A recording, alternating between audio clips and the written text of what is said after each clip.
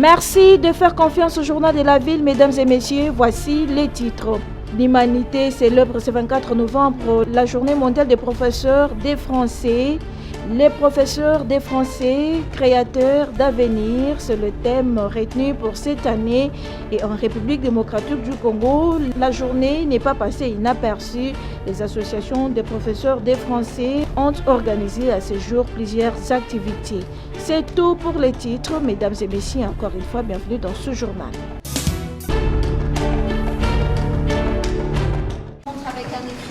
Célébration ce jeudi 24 novembre 2022 de la journée internationale des professeurs des Français.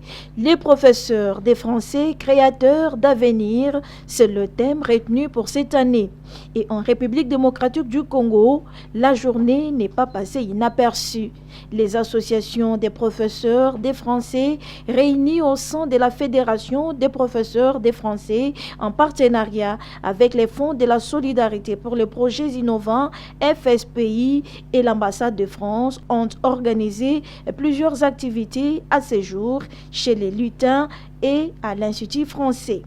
Mogis Moulomba Chimanga, superviseur de la Fédération de professeurs des Français, explique ici l'importance de cette journée.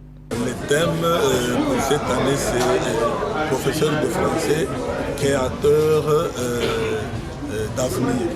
Et c'est sous ce thème que nous sommes retrouvés ici pour essayer d'écouter les différents points de vue des intervenants qui, à travers leur discours ou bien leur présentation, font voir que, effectivement, les professeurs de français sont créateurs d'avenir. La journée des professeurs des Français a coïncidé avec le lancement officiel du site web FPF RDC avec pour objectif d'améliorer les niveaux académiques des candidats en République démocratique du Congo et de consolider le français, langue de scolarisation, communication et langue de travail, poursuit le professeur. Nous ne voulons pas que les profs de français soient en retard par rapport à celui qui est à Kinshasa. Donc la même information, on peut l'avoir en temps réel. Présente à cette journée, Laurence Paris, attachée de coopération pour les Français à l'ambassade de France, revient sur l'importance de ces sites web lancés à ce jour en faveur des professeurs des Français de la RDC. On imagine quand même que le professeur de français, s'il commence à vraiment insister et augmenter son utilisation du numérique en classe, il va peut-être aussi aider et favoriser l'apprentissage de ses élèves. Les professeurs ont aussi besoin d'être connectés entre eux pour travailler ensemble, pour échanger, pour mutualiser leurs pratiques, mutualiser leurs ressources. Et c'est pour ça qu'on a aussi conçu cette journée de façon interactive. Les professeurs des Français de la République démocratique du Congo méritent une attention particulière de la part du gouvernement congolais car ils ont sur leur langue le français à transmettre aux élèves.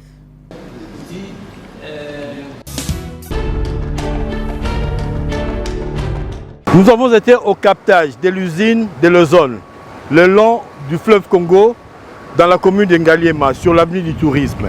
Aujourd'hui, on se retrouve au captage d'Ndjili, l'usine de Kingaboa, alimentée, mais dont le captage se trouve ici à Ndjili où on est en train de capter l'eau. Derrière moi, vous voyez, c'est tas d'immondices.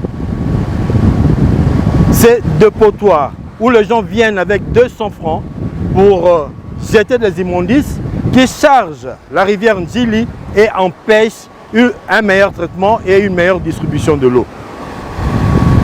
La même problématique, la gestion de l'environnement au niveau de nos rivières, au niveau de nos communes, dans la ville de Kinshasa, sur l'ensemble de la nation. Au moment où on parle de COP qui ferme ses portes avec les résultats que nous connaissons, le vrai résultat, on le retrouve dans nos rivières. Des fois, quand on n'a pas l'eau, c'est tout simplement parce que nos rivières sont remplies d'immondices, sachets, bouteilles en plastique et tout ce que nous voulons. Les rivières sont devenues des dépotoirs, les rivières sont devenues des poubelles. Nous en appelons à la population, aux autorités gouverneur de la ville, ministre de l'environnement au niveau national, ministre de l'environnement au niveau provincial, ministre bourgmestre, Bolamouka, parce que ce qui se passe ici, c'est vraiment un scandale. Ça abîme les machines, ça rend le traitement de l'eau difficile, ça rend aussi très cher l'entretien, la manutention, et à la fin, c'est la desserte en eau potable qui souffre. La Régie des eaux éprouve d'énormes difficultés dans le cadre du traitement de l'eau, surtout en période de saison de pluie. Et ce n'est pas l'usine seulement de l'Ozone que vous avez visitée ou l'usine de Njili qui connaît des problèmes, c'est toutes les usines. Pourquoi nous avons un problème sérieux pour l'environnement dans notre pays? Il y a le premier problème, c'est le manque d'assainissement. Quand je dis manque d'assainissement, c'est parce que partout à travers la ville de Kinshasa, quand nous regardons les usines que nous gérons, quand il pleut, les caniveaux sont devenus des poubelles. Tout ce qui est jeté à travers toutes nos habitations a comme point de chute la rivière. Ou c'est la rivière Njili, ou c'est le fleuve, ou c'est la rivière Lukunga. Ça dépend de là où on amène les caniveaux de vers ces eaux. Donc, quand il pleut, il nous arrive souvent et très souvent d'arrêter notre usine. Pourquoi? Parce que nous ne savons plus prendre l'eau dans la rivière et soutirer pour amener à la chaîne de traitement. Principalement, quand vous parlez de Njili ici, vous avez vu que nous avons mis un barrage. Le barrage, c'est pour remonter, pour que l'usine n'ait pas de difficultés à soutirer l'eau dont on a besoin pour envoyer à l'usine de traitement. Parce que si nous ne sommes qu'au captage. Mais quand il pleut, qu'est-ce qui arrive? Nous avons les immondices qui arrivent, les sachets, les bouteilles, les troncs d'arbres, tout ce qui est jeté dans la rivière. Et si vous faites, comme nous avons ce travail-là, nous faisons parfois la remontée de la rivière pour aller voir comment se comporte la rivière. Pourquoi l'eau est devenue si sale ici au niveau du captage? C'est parce qu'il y a beaucoup d'érosion sur la route. Alors, qu'est-ce qui se fait? Quand il pleut, tout ce qui est érosion, comme l'urbanisme n'est pas respecté, tout est jeté dans la rivière. Il faut que la population nous comprenne. La population doit nous aider à éviter des arrêts intempestifs, surtout éviter que nous ayons de l'eau très sale à traiter, parce que cette eau-là très sale à traiter coûte cher. Donc, nous devons éviter de considérer nos caniveaux comme des poubelles. Nous devons éviter de jeter n'importe quoi dans la rivière. Nous devons éviter de créer des décharges le long de la rivière, parce que quand il pleut, toutes ces décharges se déversent dans la rivière. Je crois que vous êtes en train de voir les images où nous sommes. L'eau que nous traitons provient de la rivière qui est juste à côté de nous, que nous appelons rivière Njili.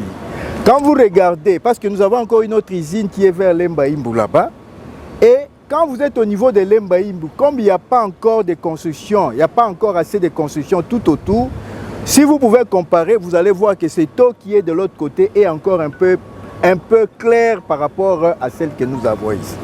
Alors, ce que nous pouvons dire à ce stade ici, c'est que la population, nous sommes à la base de la détérioration de notre eau brute. L'eau brute, la machine maintenant capte parfois des sachets, des bouteilles en plastique et tout ça, ça détériore les organes qui sont dans les pompes. C'est pourquoi nous demandons à la population de nous aider. Quand vous regardez les rivières, quand on était peut-être des petits enfants, vous allez voir, les lits des rivières étaient un peu plus larges. Mais aujourd'hui, presque toutes ces rivières-là se sont rétrécies. Rétrécies pourquoi? Parce qu'avec tout ce que nous jetons comme immondices, ça réduit vraiment les lits. Or, la matière première pour que nous puissions avoir l'eau, c'est cette eau ici. Si aujourd'hui, avec tout ce que nous jetons, nous rétrécissons les lits des rivières, un jour nous allons manquer de l'eau. Nous allons manquer de l'eau. Ce n'est pas parce que la Régie des eaux ne veut pas, mais c'est parce que nous, la population, nous avons été inconscientes. C'est pourquoi nous demandons vraiment à la population d'aider la Régie des eaux, de laisser ces pratiques qui n'honorent pas. c'est pour l'intérêt général. Même les pousse-pousseurs qui viennent chercher les immondices à la maison ou chez nous doivent être interpellés. Je demande à l'État ici, quand par exemple il y a un pousse-pousseur qui a des immondices dans son chariot, en tout cas on doit suivre pour savoir où est-ce que ces pousse-pousseurs-là vont jeter les immondices. Parce que quand par exemple il y a de fortes pluies, avec tout ce qu'il y a comme rejet, nous la régie des eaux, nous sommes obligés d'arrêter. Et quand on arrête, souvent quand il pleut, nous arrêtons parfois 12 heures. 12 heures d'arrêt.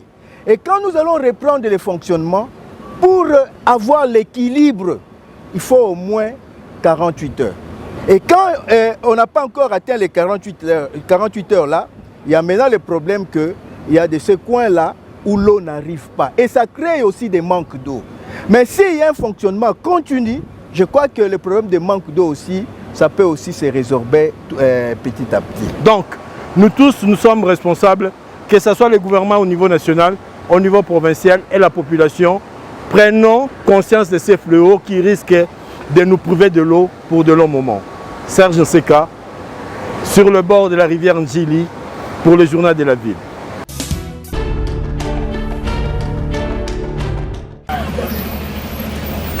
Trop, c'est trop. Les députés nationaux tapent du poing sur la table.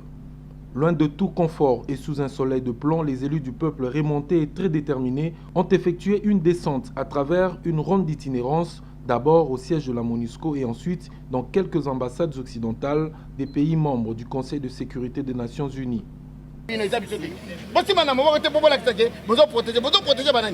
vous protège pas, vous voulez les protéger. De la MONUSCO à l'ambassade de la Belgique, en passant par la Chine, les États-Unis, la Grande-Bretagne et la France, les élus nationaux ne sont pas passés par le dos de la cuillère pour exprimer leur ras-le-bol et déposer leur mémorandum. Nous sommes descendus sur le terrain parce que le pays est en danger. Le pays est en danger. Nous sommes envahis par le Rwanda, soutenu par la communauté internationale, qui parvient même à nous mettre sous embargo sans signification. Et nous sommes venus pour dire nous sommes un pays uni et indivisible et nous resterons toujours la RDC. C'est pour leur dire qu'ils nous laissent. Nous savons ce qu'ils sont en train de chercher, mais nous voulons qu'ils nous laissent gérer notre pays calmement. Je suis satisfait parce qu'on est pratiquement passé par toutes les ambassades qui siègent au niveau des Nations Unies, qui sont dans le Conseil de sécurité. Et ils nous ont reçus, ils ont reçu nos mémos et nous attendons, nous pensons qu'ils vont répercuter ça dans leurs pays respectifs. C'est l'essentiel pour nous, l'essentiel est que ces mémos soient reçus. À travers cette démarche qui vise à décourager la complicité de la communauté internationale dans l'agression rwandaise contre la RDC, la représentation nationale ne compte pas s'arrêter en si bon chemin. À en croire de sources concordantes, d'autres initiatives en perspective sont envisagées dans les jours qui suivent.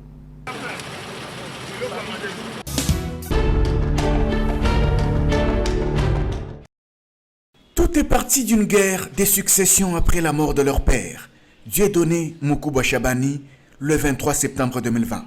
3 mois après, le tribunal de paix de Kinshasa-Gombe avait confirmé par un jugement Gabriel Chabani Lissassi, aîné de la famille, comme liquidateur de la succession de son père, étant donné que presque tous ses petits frères et petites sœurs vivaient en dehors du pays, conformément à l'article 795 du Code de la famille.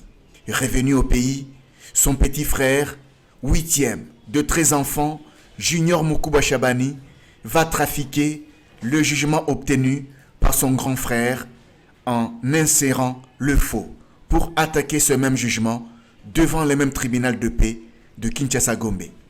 À ce niveau, la justice avait rejeté tous les arguments de la partie Gabriel Chabani qui tenait à expliquer à la composition qu'elle statuait sur base d'un document trafiqué.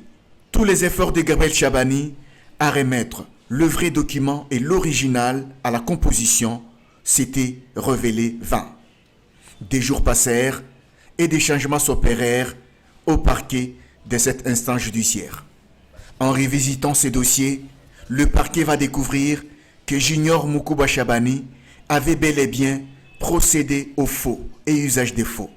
Donc, c'est 2 ans après que le tribunal va découvrir la mafia. D'où l'ouverture de l'instruction. Déjà à la première audience, Junior Mukuba Shabani ne s'était pas présenté devant le tribunal. Son conseil avait évoqué un problème de santé.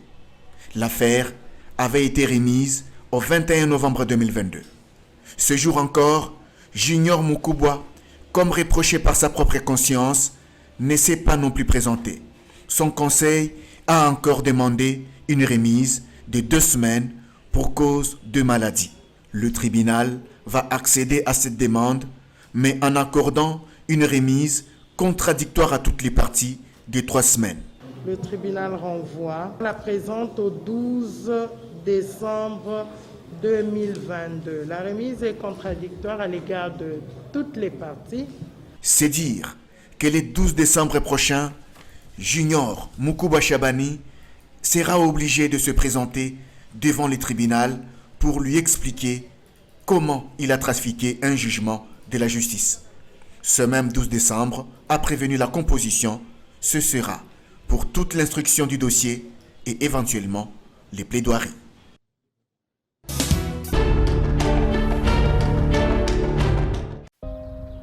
Nous devons ensemble avoir conscience que nul autre que nous-mêmes ne viendra sauver notre nation et que cela exige de chacun de nous une mobilisation tous azimuts. Peuple congolais, il est temps de nous lever, de nous serrer les coudes et d'agir pour défendre notre patrie, notre intégrité territoriale et l'intangibilité de nos frontières. La République démocratique du Congo est victime d'une nouvelle agression rwandaise et des actes criminels et terroristes du M23. Ils ont juré de compromettre l'élan de notre progrès, nous diviser et perpétuer le pillage de nos ressources naturelles. Le sang a trop coulé, 2 vies sont fauchées, notre faune, patrimoine mondial, est détruite. La situation humanitaire est alarmante. Nous avons un devoir sacré de résistance patriotique et populaire. Pour cette cause nationale, mobilisons-nous. Au-delà de tout clivage, y compris politique, agissons contre l'ennemi de la paix, notre cible commune. Restons vigilants. Disons non à la stigmatisation et à tout acte de violence. Exprimons toute notre solidarité aux compatriotes victimes de cette agression. Mobilisons-nous, apportant un soutien total et indéfectible à nos vaillants FARDC et à nos institutions pour rétablir la paix et la sécurité. Ensemble, défendons la patrie et gagnons cette guerre insensée du M23, appuyée par l'armée rwandaise. Battez-la Ekolo, Bendele Koyate.